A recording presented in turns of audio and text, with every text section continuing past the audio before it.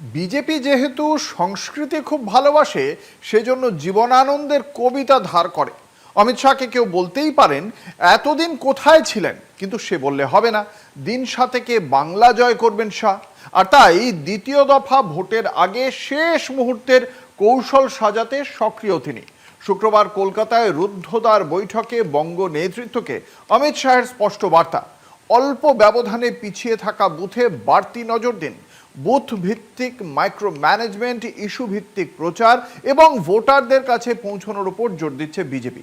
শেষ বেলার এই তৎপরতা ভোটের রেজাল্টে কতটা প্রভাব ফেলে, সেটাই এখন দেখার।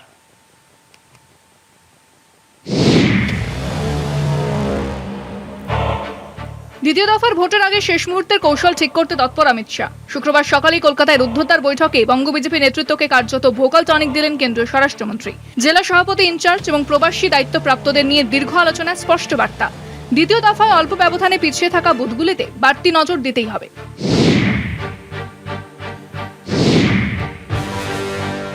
সূত্রে খবর, বুথভিত্তিক কৌশলই এখন প্রধান অস্ত্র। বিশেষ করে 2021 সালের বিধানসভা এবং 2024 সালের লোকসভা নির্বাচনে যেসব এলাকায় সামান্য ব্যবধানে পিছিয়ে ছিল বিজেপি, সেই সব জায়গাতেই জোরালো প্রচারের নির্দেশ দিয়েছেন শাহ। শেষ মুহূর্তে ভোটারদের কাছে পৌঁছানো ও বুথ ম্যানেজমেন্টকে আরো শক্তিশালী করার ওপরেই জোর। একই সঙ্গে প্রচারের ইস্যুতেও শান দেওয়া হয়েছে।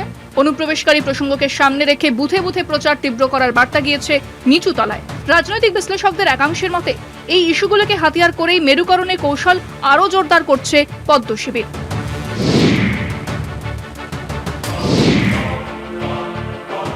তবে এসআইআর প্রক্রিয়া নিয়ে বিতর্ক রয়ে গিয়েছে। সংখ্যালঘু ও মতুয়া অধ্যুষিত এলাকায় বহু নাম বাদ পড়ার অভিযোগ উঠেছে। অনেকের দাবি, শুনানির নামে হয়রানির মুখে পড়তে হয়েছে। ফলে এই ইস্যু উল্টে বিজেপির বিরুদ্ধে বুমেরাং হতে পারে বলেও আশঙ্কা। 29 এপ্রিলের ভোটের আগে টানা বৈঠক, ওয়ার্ড ভিত্তিক সভা এবং বুথ সংগঠনকে শক্তিশালী করার ওপর জোর দিচ্ছে বিজেপি তথা অমিত শাহ। এদিকে শাহের এই বৈঠক নিয়ে তৃণমূল কটাক্ষ করেছে।